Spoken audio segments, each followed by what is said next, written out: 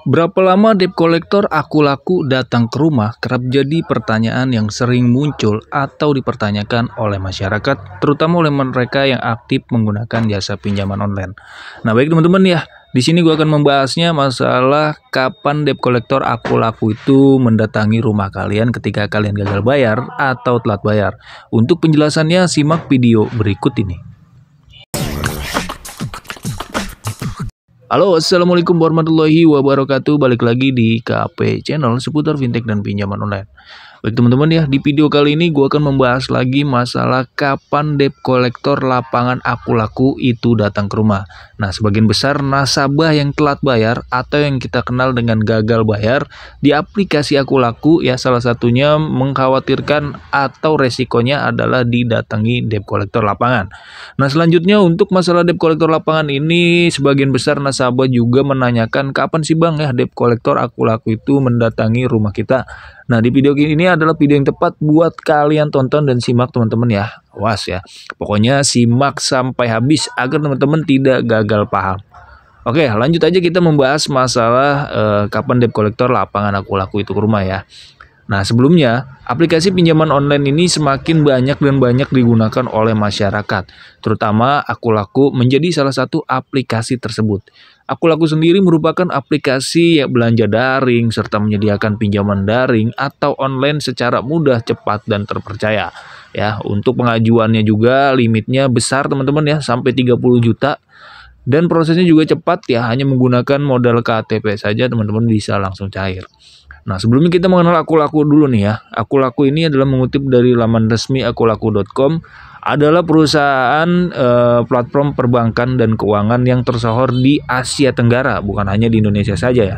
Adapun sebagai aplikasi, aku laku memiliki sejumlah layanan seperti perbankan digital, kredit konsumen, investasi digital, dan broker asuransi kepada pengguna, serta memenuhi kebutuhan keuangan untuk berbagi kebutuhan.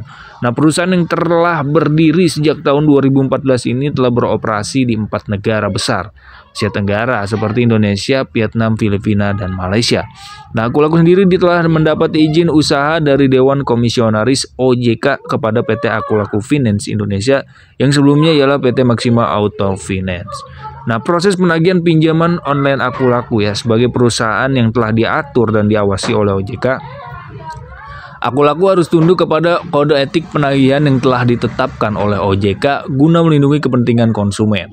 Saat pelanggan tidak mampu membayar tagihan sesuai jatuh tempo yang disepakati, mulai saat itulah aku laku akan melakukan proses penagihan pinjaman yang telah dilakukan oleh pelanggan.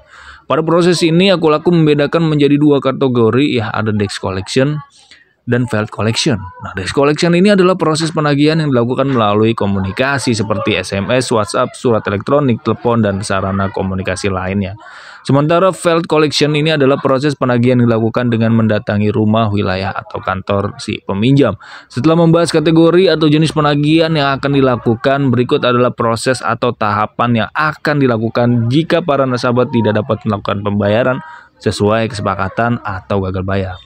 Yang pertama adalah mengingatkan cara pembayaran. Nah, cara pertama ini yang akan dilakukan ialah dengan menghubungi si peminjam melalui SMS, WhatsApp, atau email, segera membayar tagihannya serta mengingatkan kembali perihal metode pembayaran yang bisa dilakukan. Yang kedua adalah warning letter. Nah, cara selanjutnya ini dengan memberitahu pelanggan terkait tagihan yang telah jatuh tempo melalui SMS atau WhatsApp. Pada tahap ini lebih mengingatkan ya daripada sebelumnya gitu. Yang ketiga, penagihan via telepon. Nah, jika debitur atau peminjam belum juga merespon nih, tahap selanjutnya ialah menghubungi pihak terkait melalui layanan telepon. Bahkan ya sampai ke kontak darurat. Jika diangkat, maka peminjam perlu diingat kembali untuk segera membayar tagihannya yang sudah terlambat. Keempat adalah penagihan ke keluarga, namun jika masih belum merespon ya, pihak aku laku akan menghubungi nomor darurat yang biasanya nomor dari teman ataupun keluarga dari si peminjam. Dan yang terakhir yang ditakutkan ini adalah debt collector datang ke rumah.